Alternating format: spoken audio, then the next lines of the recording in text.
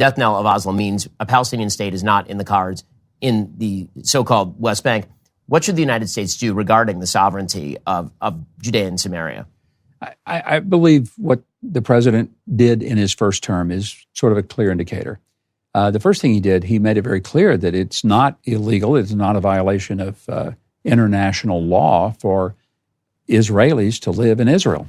That was pretty important. Maybe is not considered one of the bigger things that he did because people remember the embassy move. They remember recognizing Jerusalem as the indivisible and indigenous and permanent capital of the Jewish people, recognized the Golan Heights as sovereign territory. You know, he did a lot of things, more than any other president, in fact, more than all the other presidents put together in one term.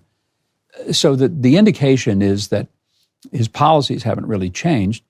What the timing looks like, how it all works out, it's really not the U.S.'s position. We don't make that decision. The Israelis do. And I think it's a matter of seeing how does it unfold in a way that provides a potential prosperity for Palestinian people. Here's what I don't think people understand. There have been many efforts to bring economic prosperity to people in Judea and Samaria. And by the way, I don't use the term West Bank, and I just won't. I know that that's the nomenclature of the day, but I find it indescriptive, for one thing, and it is not the ancient and I would say not the biblical terms for it, but even beyond that, it's not an accurate reflection of the land and its boundaries.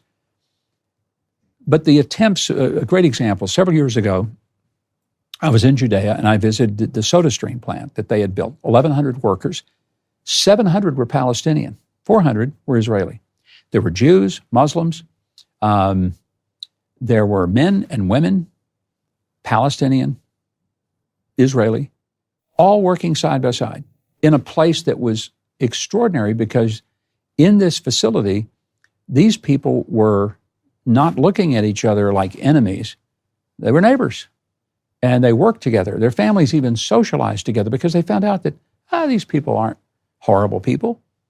Even though there were 700 Palestinians over only 400 Israelis, the Palestinians were getting the same wage the Israelis were. They weren't paid a different wage. This nonsense of apartheid and racism, I saw with my own eyes.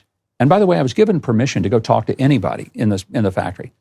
Nobody would monitor the conversation. I could ask any questions I wanted, and I did. And I found that the Palestinians working there were ecstatic. They had 4 times the wage they'd ever earned ever in their lives. They had paid benefits like health insurance and paid vacation and educational benefits for their children and even meals provided while they were at work. It was something like they'd never seen before. And then the brilliant BDS movement raised its ugly head and went after SodaStream.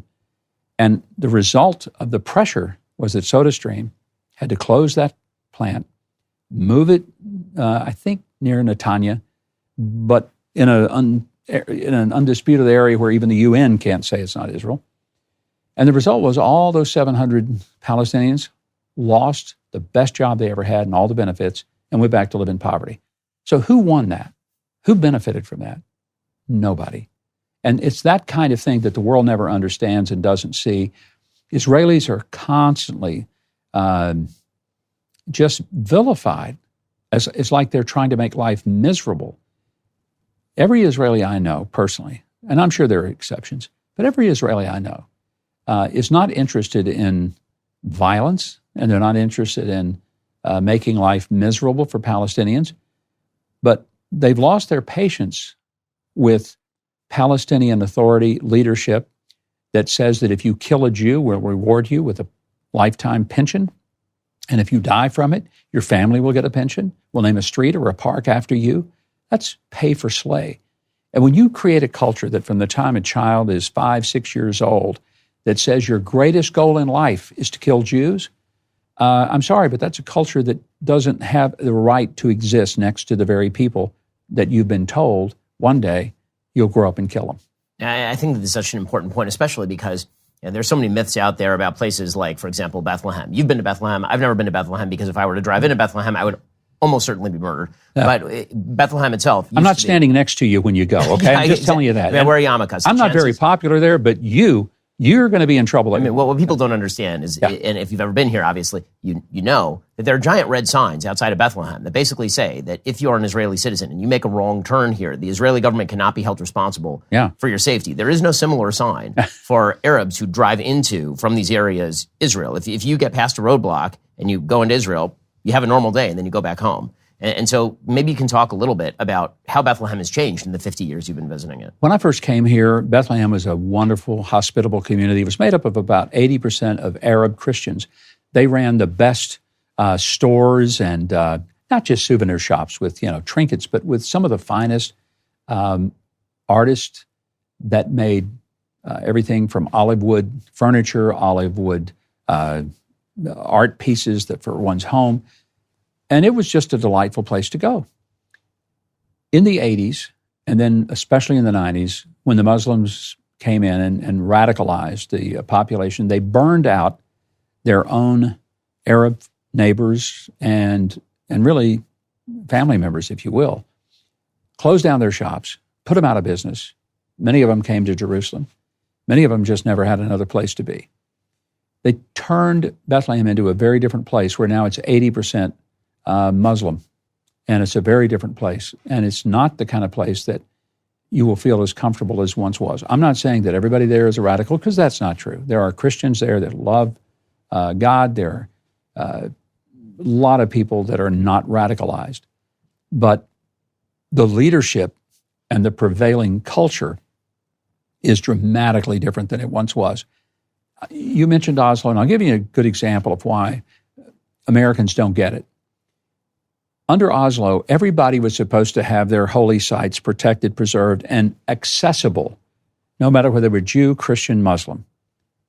The Israelis have lived up to that. The Israelis, this is what most people have no idea, they are as protective of Muslim worship sites as they are Jewish worship sites. If you want to get in trouble with the Israeli government, be a Jew or a Christian and try to violate the sovereignty of the Dome of the Rock, the Al-Aqsa Mosque, you're going to get hurt. And it won't be the Muslims doing it to you. It's going to be the Israeli forces that will say, you can't do this up here because we're going to respect their right to be here. I went to the tomb of Joseph, which is in Nablus. It is in forbidden territory for most Jews and Christians. It's supposed to be accessible. After all, it is a holy place, certainly for Jews, but also for Christians. And we had to go at 2 o'clock in the morning. There's only one trip a month that goes in, 12 people, limited, armored vehicles, military escort. We got into Nablus at 2 in the morning, people burning tires in the street, throwing Molotov cocktails at our vehicle. We only were allowed to be there to go and pray in the tomb of Joseph for like 30 minutes, and then we had to get out of there. And it was a stark reminder. This is how Jews, and in this case, Jews and Christian, I was the only Christian, everybody else was Jewish. This is how they access the worship sites. But the next day I could go to the hotel and I could look up and see Muslims who were going to their place to pray. And the Israeli government was giving every protection to them in order to do that.